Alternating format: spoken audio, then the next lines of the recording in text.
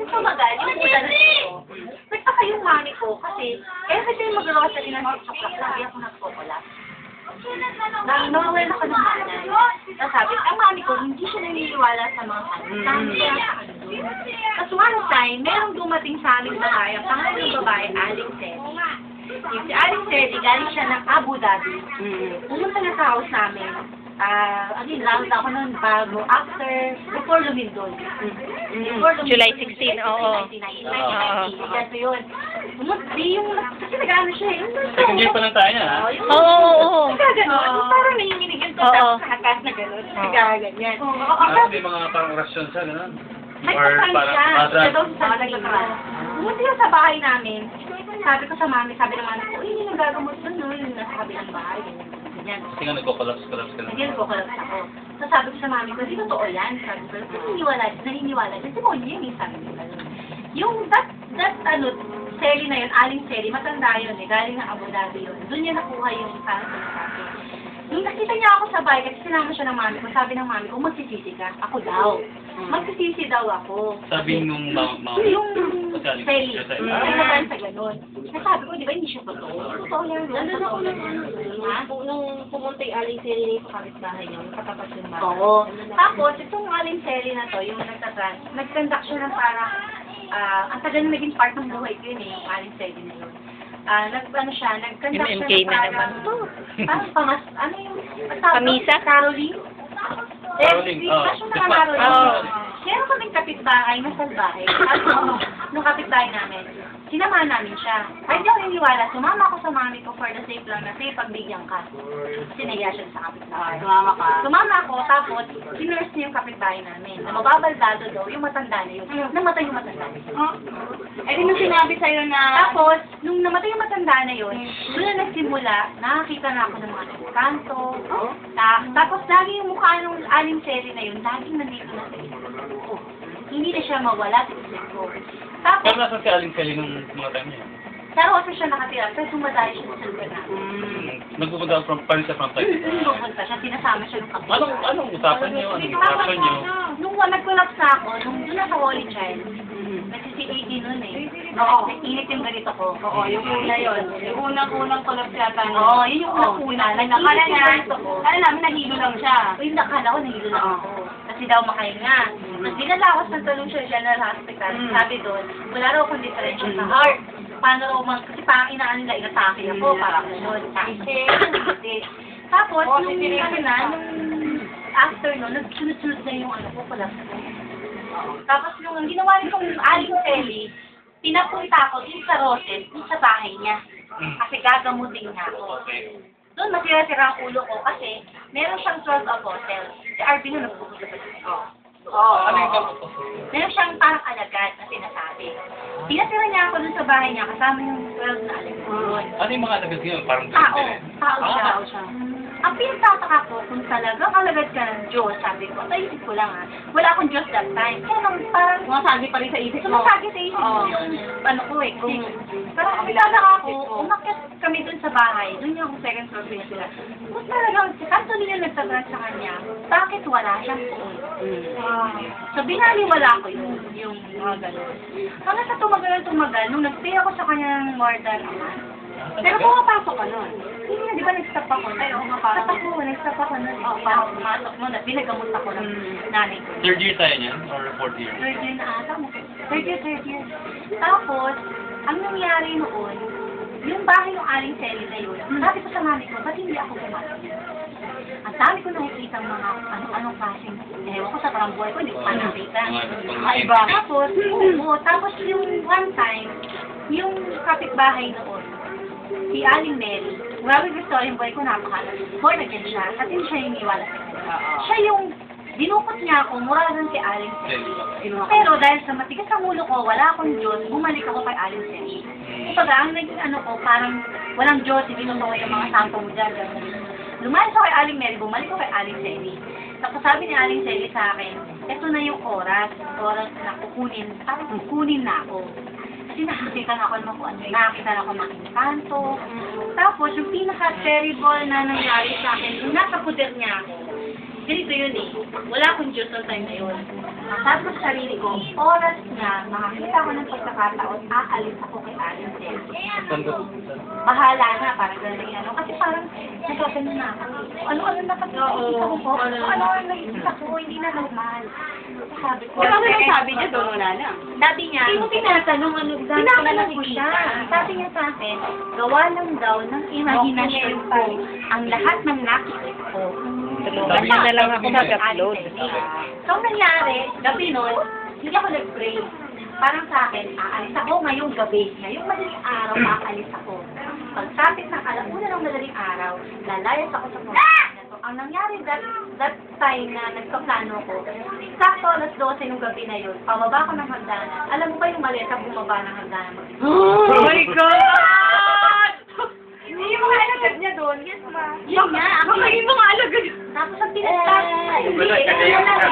Ito na lang, nagduda na rin ako kasi ako lang yung nag-iisang babae doon. Excuse me, anak. Sa lugar na yun.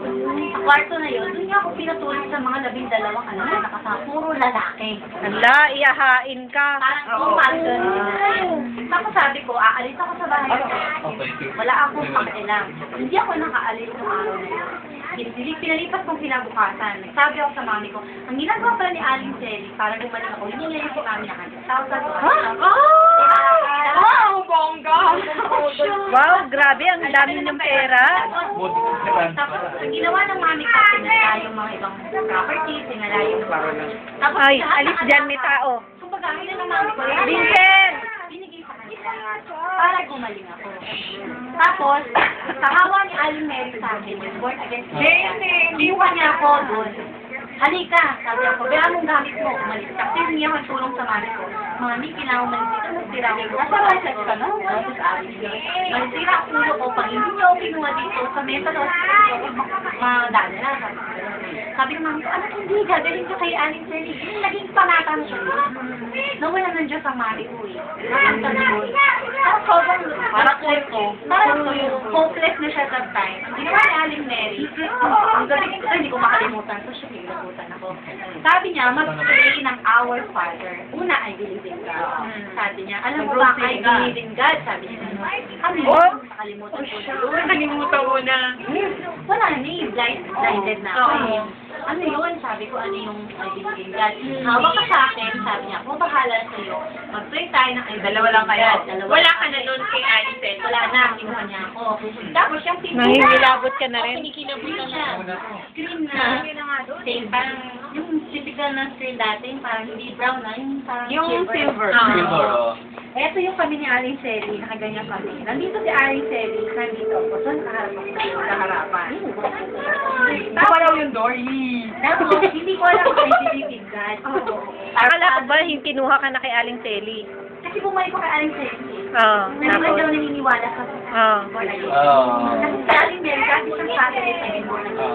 Although may mga revolto siya, kumbaga, pero wala, ang naisip niya, pwedeng born again, pwedeng Oo. Ganun ang born again. lang yung maganda. Tapos, sabi niya, nagpapray ka ng ganyan, hindi siya si Aling Mary ng dito ako.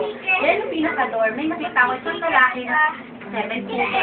Na ang balat niya, ilang ang buhok niya. Ang balat niya, pamulang-mula na maitim na malamig. Tapos, wala yung sungay.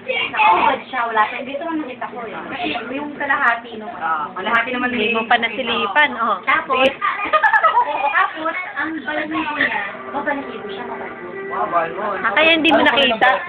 Ha? Mula-mula na may Mula nga lang. Yung mata, So, hindi ko makita yung Parang, parang si Darth Maul nung sa Star Wars, gano'n? Parang ganito, gumala siya ganyan. Parang ganyan. Tapos na Parang ganyan ba? Mabalahibo? Sabi siya tumingin sa akin, nakaganyan lang. Nakatingin ulit tayo view? So, ganyan lang. Okay. Nakita ko yung balat. Oo, yung balat. Tapos. Tapos sabi kong gano'n. Sabi ko, ay, Mary. Takot na ako. Sabi Mary, ang bilis. Siya pati. Nakapikit si Aling Mary. Ano kayo sa parang yung di anime? Oo. Gabutan ako. So, pasiningan sabi ni Aling Mary. Ayoko na. Oh, nagdasal ka. Ako nagdasal.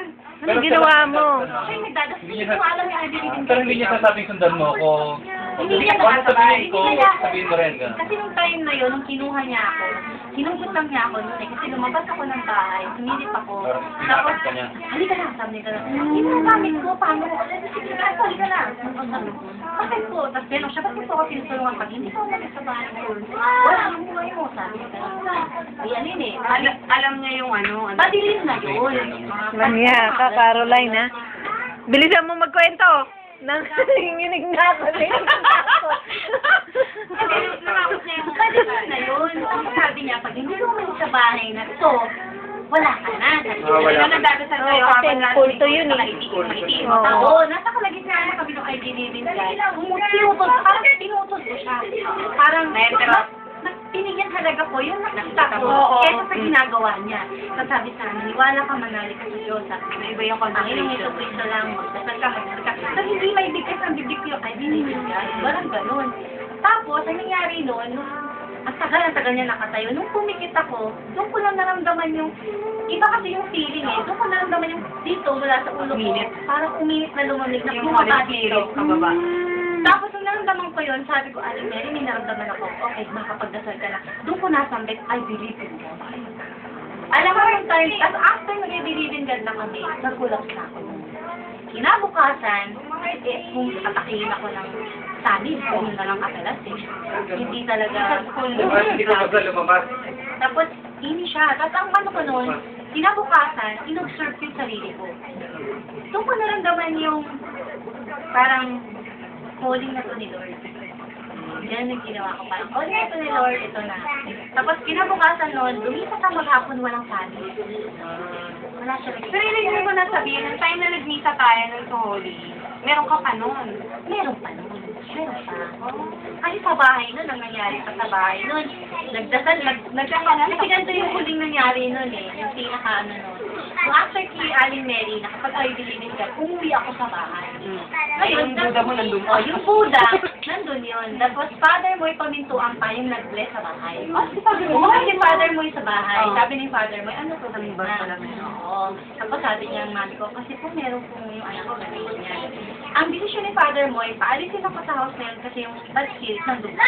Ang ginawa ni Father Moy, binalikin lahat ng gamit ko sa maleta. Nung aalis na kami, sumalampag yung maleta. Talagang Doon ka niya sa bahay namin, sa bahay. Pero wala na akong sakit doon. Wala na akong sakit. Tapos, nung gumaganong-ganon na, sabi ng... Sino nakakita mo gumagano yung mga karamdam Sa kayo? bahay. Lahat kayo? Naiya ka, Caroline. Grabe din ang sakay lahat. Caroline, madalas ako mag-isa dito. Tama. Tapos sabi ni Father Moy, ano pa dito sa bahay na to ang pinag-iiliwan ng bata? Ang anak mo, sabi sa namin ko. Meron po. Alam mo nung ginawa ka ni Father Moy, Buddha, ang iris ng Buddha. Tapos sabi, nagalit ako. Kasi sabi, ba't nagpapama to yun? Sabi sa kanya, yung kanto ng bahay namin. Yung Del, yung di ba yung paganon sa bahay? May corner doon, di ba? Yung pinakakanto ng bahay, yung doon bahay, di ba? Yung market. Doon ibaba. So, ganyan sa dito, kasi puno-puno ng kayo, hindi pwede. Yung pinakapato ng Si Pera, Hindi pwede. Kasagi na lang yung Buddha. Hindi, yung pera hindi namin kinuha. Hindi din kinuha. Kumbaga, pinaon doon sa kanta na yun. Ay, hindi binasag? Binasag siya. Sabi ng pare, Ikaw pa rin. itapon daw yun. Kasi magtataka ka, may init yung duga. Ipatutos siya, wala siyang buhay. Parang may buhay eh. Oo, parang may buhay siya. Tapos ang ginawa ng pare, binato doon sa doon sa corner. After nun, gumaling na ako. Asa na yung coins nyo? Nasa na? Pinaon sa lupa. Wala kaya nakakita nun? Ano, 40 na tayo yan, ha? 40 na tayo. Binaon siya. May tanong naman ako, isa na lang, Darius. Na-satisfy ka ba sa kwento ni Caroline? Oy! Ano na naman yan?